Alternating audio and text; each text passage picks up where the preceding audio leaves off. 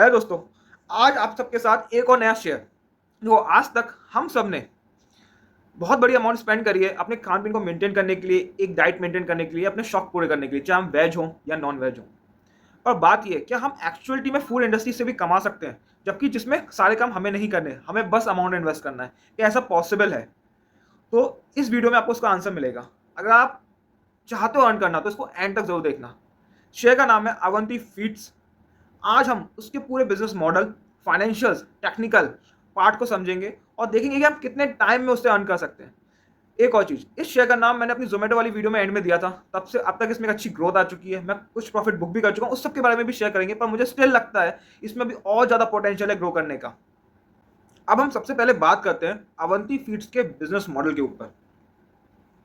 उससे पहले एक सबसे सिंपल सवाल हमें अपने आप से करना चाहिए कि हम फूड इंडस्ट्री में क्यों जाना चाह रहे हैं, क्यों वहां पे ग्रोथ होने के चांसेस हैं। एक सिंपल थॉट, देखो वर्ल्ड लेवल पे पॉपुलेशन इंक्रीज हो रही है और आपने और हमने, हमारे एज ग्रुप ने वो पॉपुलेशन इंक्रीज होते हुए अपने सामने देखी है।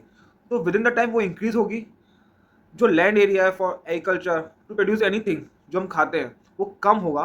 तो सिंपल, जो भी इंडस्ट्रीज इस एरिया में वर्क कर रही हैं, जिनका प्रॉफिट मार्जिन अच्छा है, जिनके कॉस्ट मैट्रिक्स अच्छे हैं, वो ग्रो करेंगे डेफिनेटली। सिंपल फंडा, नथिंग कॉम्प्लिकेटेड। ठीक है। अब अवंती फीड्स ही क्यों? क्योंकि उसके प्रॉफिट मार्जिन अच्छे हैं और जिस मॉडल पे वो वर्क कर रहे हैं वो बहुत रेयर चांसेस हैं जो वो ड्रॉप होगा या फिर वो रिड्यूस होगा। Avanti feeds basically sea food company है जो सी फूड को फ्रोजन करती है, प्रोसेस करती है और एक्सपोर्ट करती है। उसकी मेजर जो क्लाइंटेज है वो इंडिया से बाहर है। बेसिकली उनका पेमेंट जो आता है वो डॉलर्स में आता है। यूएसए में उनके मेन क्लाइंट्स हैं। आप एक बार सिंपल उनकी साइट पे जाइएगा, जापान में है, कोरिया में है, चाइना में है, मिडिल ईस्ट में है। और ये डाइवर्सिफिकेशन आप देख रहे हो कितने डिफरेंट एरियाज में है। ऐसा नहीं हो सकता कि कहीं से भी डिमांड एकदम खत्म हो जाए तो उसके पास ग्रोथ नहीं होगी या उस पर डिमांड खत्म हो जाएगी। That's why I think it's a good business to invest on. पर इन्वेस्ट भी हर पोजीशन पे नहीं किया जाता है। दूसरी बात, ये तो चलो मैं करंट सिनेरियो बात कर ली, मैं ये लॉन्ग टर्म शेयर है, ठीक है। एक सिंपल मैंने चीजें गूगल भी करके देखी, क्या इस इंडस्ट्री का ग्रोथ है, क्या ये ग्रोथ नहीं होगा। तो हमने लॉजिक समझा ना कि पॉपुलेशन बढ़ रही है तो ग्रोथ तो होगा, ठीक है। उस एरियाज में नॉन वेज की डिमांड ज़्यादा होती है तो सी फूड्स और उससे रिलेटेड जितना भी स्टफ है उसकी डिमांड इंक्रीज ही होने वाली है। एक सिंपल रिपोर्ट के अनुसार अराउंड 149 बिलियन डॉलर का मार्केट क्रिएट होने जा रहा है बाय 2034 इसी इंडस्ट्री में। इसे कहा जाता है श्रिम्प इंडस्ट्री, SHIRMP। ओके, मैं स्पेसिफाई इस वजह से कर रहा हूँ क्योंकि बहुत लोगों ने जनरली नाम नहीं सुना होगा। सी फूड आपको थोड़ा बहुत रिजेंबल कर रहा होगा, ठीक है। फ्रेंकली स्पीकिंग, रिसर्च से पहले मैंने भी नहीं सुना था, ठीक है, पर रिसर्च करने के बाद काफ़ी चीज़ें पता चलती है, ठीक है। अब इन सब पॉइंट्स को देख के आप ये तो कह सकते हो कि बिजनेस मॉडल ठीक है यार, बात तो समझ में आ रही है थोड़ी बहुत, मतलब हाँ सोच सकते हैं। पर आगे क्या, नेक्स्ट स्टेप क्या? अगला पॉइंट होता है कि क्या जो ये बेसिक हमें समझ में आया, जो लॉजिक हमें समझ में आया, क्या ये एक्चुअलिटी में उनके फाइनेंशियल्स और उनकी फाइनेंशियल साउंडनेस को रिप्रेजेंट करता है, ठीक है। और क्या हम उसे रीड कर सकते हैं? अब तो सीए वाली बुद्धि तो मैं लगाऊंगा ही, ठीक है, बीइंग अ सीए, ठीक है। तो मैंने इसके फाइनेंशियल्स को स्टडी किया, बहुत पैरामीटर्स थे जिनको मैंने देखा।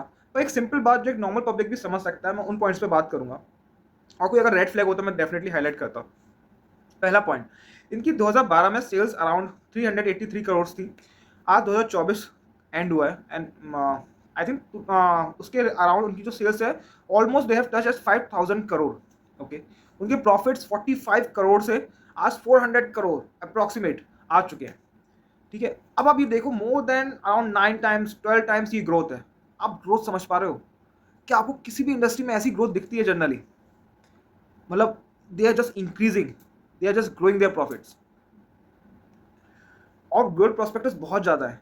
इससे एक चीज़ साफ समझ में आती है, और हमने बोरोइंग्स पे देखा, फिक्स्ड रेट्स या इन्वेस्टमेंट पे देखा, कोई भी ऐसा रेड फ्लैग नहीं देखा कि हम समझें कि ये बहुत ही गलत, मतलब इसके फाइनेंशियल स्ट्रॉन्ग नहीं है, ये अच्छी कंपनी नहीं है। तो it's the largest producer in India for the sea foods, ठीक है।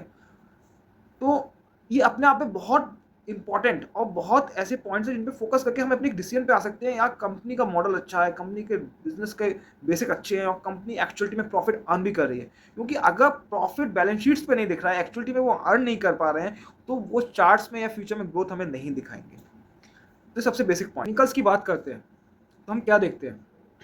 मैं आपको बहुत कॉम्प्लिकेटेड नहीं करूंगा, मैं बहुत ही स्ट्रीमलाइन करके और जनरल पब्लिक की भाषा में समझाने की कोशिश करूंगा, ठीक है। इसका अगर आप चार्ट जाके देखोगे ना, तो इसने 2018 में अपना ऑल टाइम हाई टच किया था अराउंड 1000 रुपीज़ का पर शेयर, ठीक है। आज की डेट में 2024 मई में आप खड़े हुए हो, और ये वीडियो तभी शूट हो रही है। इसका मार्केट प्राइस अराउंड 540 है, ठीक है।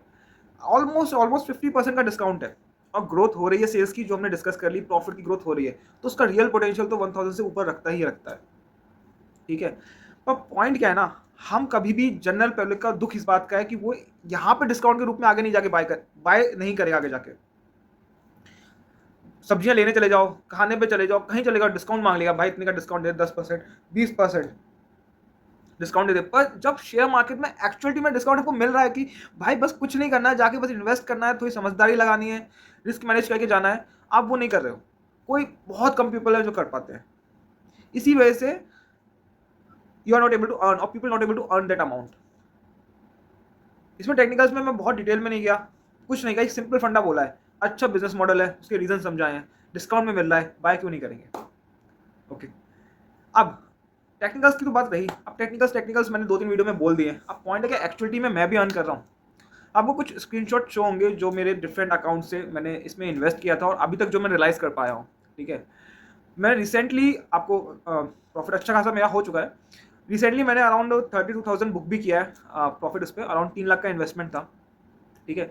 अब देखो, ये बात इस वजह से बोलने की ज़रूरी है, ऐसा नहीं है मैं शो ऑफ करना चाहता हूँ। पॉइंट ये है कि लोगों को विश्वास नहीं होता, लोगों को लगा फेक रहा है, कुछ नहीं होता ऐसा, मैं कोई अर्न नहीं कर पाता है। भाई होता है अर्न, बरसता है पैसा अगर आप अक्लमंदी से जाओगे और as an businessman, as an investor सोचोगे और राइट टाइम पे एंट्री और राइट टाइम पे एग्जिट करोगे, ठीक है। तो ये बस उसका एक आप में कॉन्फिडेंस देने की बात थी, आपको ये विश्वास दिलाने की कोशिश थी मेरी तरफ से कि एक्चुअलिटी में यार वी कैन अर्न। हम आज के टाइम में सेकंड सोर्स ऑफ इनकम होना लोगों के लिए बहुत ज़रूरी है, मैं जानता हूँ, क्योंकि एक सोर्स से काम नहीं बनता। तो अगर आप थोड़ी समझदारी रख पाओगे, थोड़ा रिसर्च का टाइम दे पाओगे, तो ये पॉसिबल है। एक इंपॉर्टेंट और बात, ये केवल कैश मार्केट की अर्निंग्स है, ठीक है, और केवल एक शेयर की बात है।